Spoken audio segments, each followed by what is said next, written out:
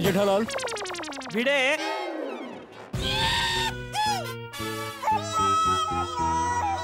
मेहता साहेब, आपण पैसे देऊन आंबे विकत घेतले होते बरोबर? बरोबर. जर आंबे सडलेले निघाले तर त्याची तक्रार करण्याचा आपल्याला अधिकार आहे की नाही? आहे, पण मेहता साहेब मी जेठालालला आधीच सॉरी बोललोय. तरी तमाशा करण्यात काय अर्थ आहे? Sorry sorry. जेठा भाऊ हे बघा. माधवी वहिनी, तुम्ही टेन्शन घेऊ नका, असं तसं काही नाहीये, तुम्ही रिलॅक्स. ए भिडे, जरा 2 मिनिट खाली ये, जरा समोरासमोर बोलूया. ये खाली ये. ये बाबा ये खाली ये. हो आलो. माधवी,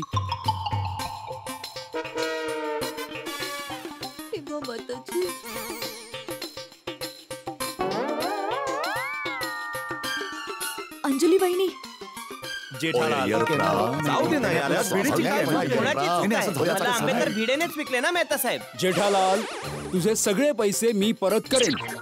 अरे भाऊ, पैसे तर तू मला परत करशीलच, पण आज आमरस खायच्या इच्छेची ऐशी तैशी झाली त्याचं काय? आणि तुझे सडलेले आंबे मी सुंदरला अहमदाबादला पाठवले, आता तो मला आयुष्यभर सडवेल म्हणजे ऐकवेल त्याचं काय? नाही नाही टप्पूचे पप्पा, मी सांगेन सुंदर वीराला, तो तुम्हाला काहीच नाही बोलणार. हो जेठा भाऊ, जाऊ द्या ना सगळं आता. हो ना. आणि तुम्ही दुसरीकडून कुठून आंबे घेतले असते तर तेही सडलेले निघाले असते तर? हो तेच ना. हो, हे होऊ शकतं. एकदम बरोबर बोललात तुम्ही, एकदम बरोबर. मग हा भिडे जेव्हा माझ्या दुकानातून मोबाईल घेऊन गेला विना वॉरंटीवाला आणि तो बिघडला, तेव्हा भिडेला पण मी हेच समजवण्याचा प्रयत्न करत होतो, पण हा समजून घ्यायला तयारच नव्हता.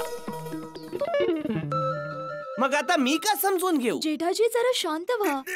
मला खात्री आहे की भिडे भाऊंना आतापर्यंत समजलं. नाही नाही बबिताजी, तुम्ही किती भोळ्या आहात.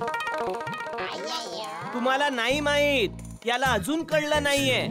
हा आंब्याची डिलिव्हरी द्यायला घरी आला होता तेव्हा माहितीये काय म्हणाला? काय जेठा भाऊ?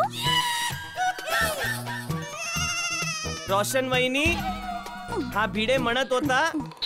दया, काय काय म्हणत होता हा? हा आठवलं.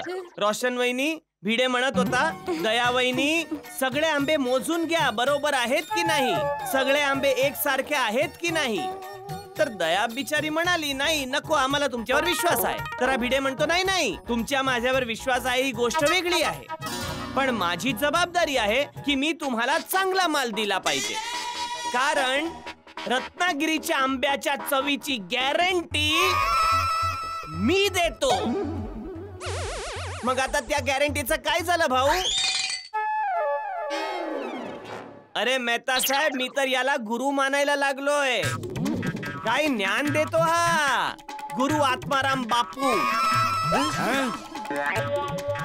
गुरु म्हणतात, ग्राहक पैसे देतात तर त्यांचा हक्क आहे चांगल्या दर्जाची वस्तू घेण्याचा, कारण ग्राहक शब्दातच हक येतो. जेठालाल, जसं तुम्हाला म्हणाला होतास ना की मोबाईल काही मी माझ्या घरात बनवत नाही, तसेच मी हे आंबे माझ्या घरात नाही बनवले. पप्पा ठीक आहे, तू नाही बनवले, तुझ्या काकांनी बनवले. मी तर म्हणतो तुझ्या काकांनी आम्हाला सगळ्यांना बनवलं. जेठालाल, आपल्या दोघांच्या वादात माझ्या काकांना का आणतोयस? तू तर त्यांना ओळखत सुद्धा नाहीस. नाही नाही, आता बरोबर ओळखलंय भाऊ, बरोबर ओळखलंय. मला तर वाटतंय तुझ्या काकांनी रत्नागिरीवरून नाही, इथल्या चोर बाजारातून आंबे पाठवलेत. जेठालाल बस, तू आता जरा जास्तच बोलतोयस. तू समजतोस काय स्वतःला? ग्राहक ग्राहक त्याचा हक्क आहे चांगला माल नाही मिळाला तर तक्रार करण्याचा. जागो ग्राहक जागो. ओय जेठाप्रा, ओय आता तर रात्र झालीये, ग्राहकाला झोपू दे. अरे बाबा जाऊ द्या, त्या आंब्याचं कॅन्सल करा ना आता. हो. का कॅन्सल करू बाबा, का करू कॅन्सल?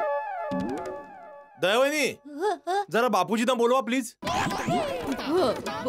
अरे काय हो हो, राहू दे, बापूजींना बोलवायची गरज नाहीये. या भिडेला समजलंय आता. समजलं ना भाऊ? आता कळलं ना वॉरंटी आणि गॅरंटी काय वस्तू आहे ते हो बाबा हो मला कळलं. तेच आधी कळलं असतं तर समजवायची गरज अरे नसती पडली. जेठालाल अरे ओय, जेठाप्रा, सोड यार. ओय, बिलकुल राग आहे. चला, आपण घरी जाऊया चला. आणि आता आंबे आले तर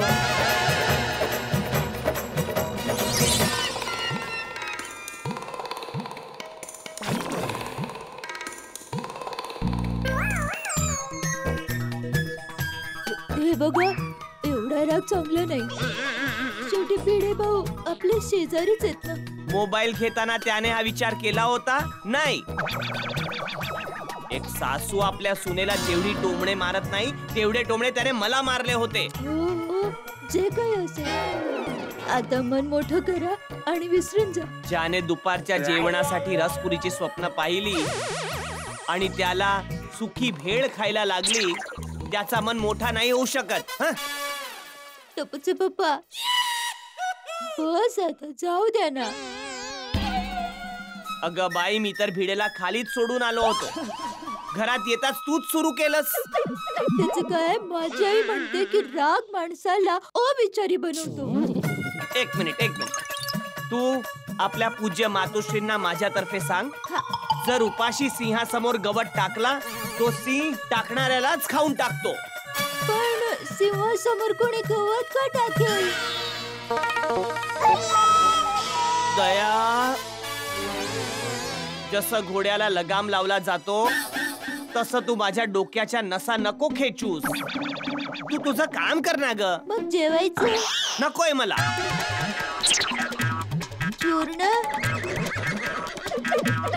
सकाळपासून फक्त सुख्या भेळेवर आहे तर मी चूर्ण खाऊन काय पचवू आता. बरोबर. वाट जेवायला वाट. बरं आता तर तुम्ही म्हणालात तुम्हाला जेवायचं नाही. पण आता सांगतोय ना जेवायला वाट बनवून देणार की नाही. देते. अच्छा तुम्ही रागात आहात ना. बरोबर. मग मी असं ऐकलं होतं की रागात माणूस काहीही बनवतो. आज प्रत्यक्ष पाहिलं सुद्धा.